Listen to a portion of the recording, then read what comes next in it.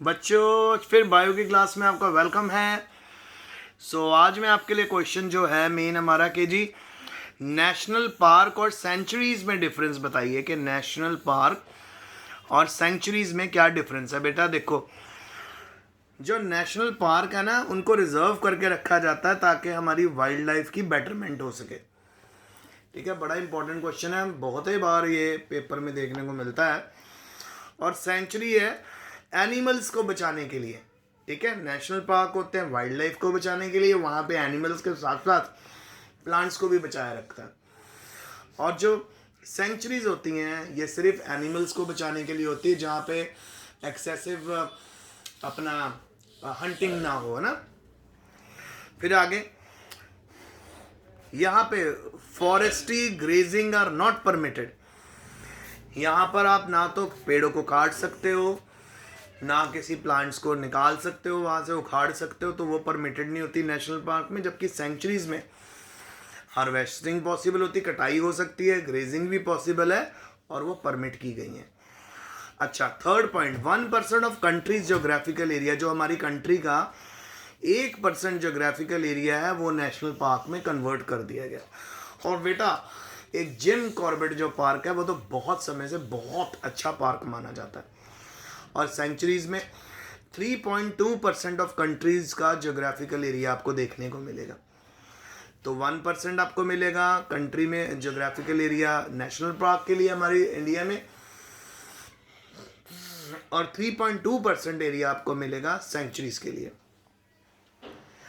फिर अगला क्वेश्चन आ गया, एक्सप्लेन कीजिए कैसे वाइल्ड लाइफ एक जीन बैंक की तरह काम करती। देखो मैंने आपको पहले भी ये क्वेश्चन समझाया था कल, आज फिर आपको बता रहा हूँ कि बेटा वाइल्ड लाइफ जो है ना, जैसे आप कह सकते हो जो हम कहते हैं lungs of earth, lungs of earth, धरती के जो लंग्स हैं वो कहाँ पर हैं, वो है बेटा किसको माना जाता है, अमेज़न फॉरेस्ट को माना जाता है।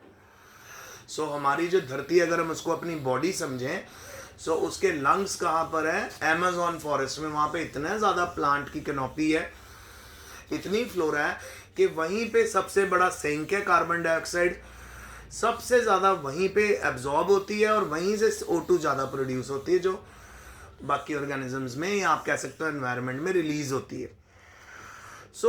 वाइल्ड लाइफ एक अच्छा जीन बैंक इसलिए माना जाता है क्योंकि यहाँ पे कितनी अलग अलग तरह की वेराइटीज में आपको प्लांट भी मिलेंगे और एनिमल्स भी मिलेंगे। और इनके जीन्स का जब हम इस्तेमाल करते हैं डीएनए रिकम्बिनेंट टेक्नोलॉजी से, जब इनके जीन का इस्तेमाल होता है बच्चों, हमारे पास डिजीज रेजिस्टेंट वैरायटी मिल जाती है। हमको ऐसी वैरायटी मिलती है जिसपे डिजीज नहीं लगती, और ऐसी वैरायटी मिलती है बेटा जिसमें प्रोडक्टिविटी बहुत ज़्यादा होती है। तो इस करके वाइल्ड लाइफ को जीन बैंक भी माना जाता है क्योंकि हम यहाँ पे बहुत ज़्यादा आपको बायोडाइवर्सिटी मिलेगी, बहुत से प्लांट्स मिलेंगे, ठीक है, और उनके जीन्स को हम यूज़ कर सकते हैं। नेक्स्ट है जी, why preservation of critical habitat is must. Critical habitat होता है क्या, फीडिंग, ब्रीडिंग, नर्सिंग और resting area of species which promotes growth and multiplication of a species. देखो जी, हैबिटेट यानी अगर रहने के लिए घर किसी एनिमल को नहीं मिलेगा बच्चों, क्या होगा, उसका सर्वाइवल डिफिकल्ट हो जाएगा। तो हमारे लिए क्रिटिकल क्यों है कि हम हैबिटेट को बचा के रखें, क्योंकि अगर हैबिटेट डिस्ट्रॉय हो जाती है वो एनिमल ही एक्सटिंक्ट हो जाता है।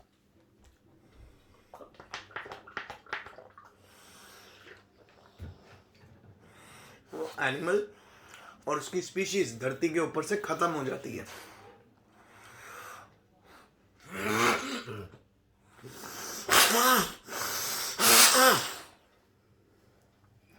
तो हमारे लिए इसलिए जरूरी है कि हर एनिमल का घर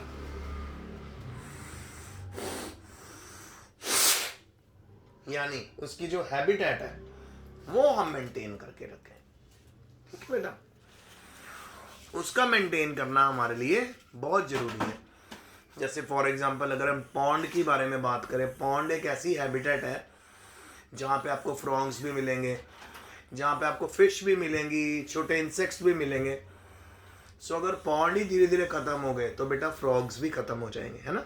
तो ये होता है जी क्रिटिकल हैबिटेट का मकसद। क्यों जरूरी है हैबिटेट्स यानी होम्स जो एनिमल्स के हैं, स्पीशीज के, मेंटेन करके रखना। फिर है जी, which is the most important cause of extinction of our wild life. कौन सी इंपॉर्टेंट कॉज है जिसके करके वाइल्ड लाइफ हमारी धीरे धीरे खत्म हो रही है?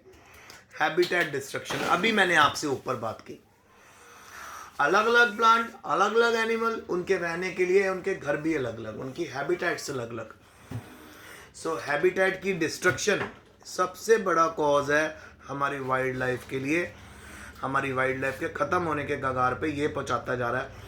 सो हमें कोशिश की जानी चाहिए सारे साइंटिस्ट को, हम सबको मिलके, क्योंकि हमारा भी फ़र्ज़ बनता है कि हम अपनी वाइल्ड लाइफ को बचाएं। तो कैसे बचा सकते हैं? हैबिटेट्स को सेव करके, उसको प्रिजर्व करके। फिर अगला इंपॉर्टेंट क्वेश्चन आ गया बेटा आपके लिए, give the importance of microbes की इंपॉर्टेंट बताओ। देखो जैसे बैक्टीरिया है, राइजोबियम है, ब्रू ग्रीन एल्गा है, नॉस्टॉक है, ये नाइट्रोजन को फिक्स करने में मदद करते हैं और फिक्स करके नाइट्रोजन प्लांट को देते हैं। प्लांट इस नाइट्रोजन को इस्तेमाल करके अमाइनो एसिड्स अलग अलग ऑर्गेनिज्म बनाती है। फिर आगे डिफाइन एक्सटिंक्शन क्या चीज़ है, इसके कॉजेज बताओ। तो एक्सटिंक्शन में सबसे पहले है जी किसी भी स्पीशीज़ का कंप्लीटली डिसअपेयर हो जाना, ख़त्म हो जाना कहलाता है एक्सटिंक्शन। तो इसके कॉजेज सबसे पहले बेटा बहुत ज़्यादा इनडिस्क्रिमिनेट हंटिंग, बहुत ज़्यादा हंटिंग करी जाए एक पर्टिकुलर स्पीशीज़ की, घर डिस्ट्रॉय कर दिया जाए, हैबिटेट डिस्ट्रॉय कर दी जाए, एक्जॉटिक स्पीशीज़ की इंट्रोडक्शन कर दी जाए, फॉरेन से स्पीशीज़ आने लग जाए, over exploitation of natural resources को ओवर एक्सप्लॉयट करने लग जाए, और फॉरेस्ट फायर। ये सभी कारण हैं जिसके करके एक्सटिंक्शन पॉसिबल होती है।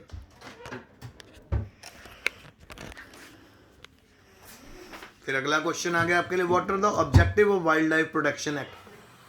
क्या क्या ऑब्जेक्टिव है वाइल्ड लाइफ प्रोटेक्शन एक्ट के? एक तो जी protection of specific right plants को बचाना जिनका नंबर कम हो रहा है, नेशनल पार्क बनाना, सेंचुरीज बनाना, और फिर उसके बाद है टू प्रमोट कैप्टिव ब्रीडिंग को प्रमोट करना, और हंटिंग को रोक देना, ठीक है, उसको कंट्रोल कर देना। और आखिरी क्वेश्चन, बायोडाइवर्सिटी क्या है, उसके बेनिफिट बताइए। बायोडाइवर्सिटी होता है जी variability among the living organism from all sources. अलग अलग तरह के जब लिविंग ऑर्गेनिज्म में देखने को मिलते हैं उसको बायोडाइवर्सिटी बोलते हैं। जैसे टेरेस्ट्रियल हो गया, मराइन हो गया, टेरेस्ट्रियल लैंड पे, मराइन पानी में, और एक्वेटिक इकोसिस्टम, ठीक है, और इकोलॉजिकल कॉम्प्लेक्सेस, ठीक है।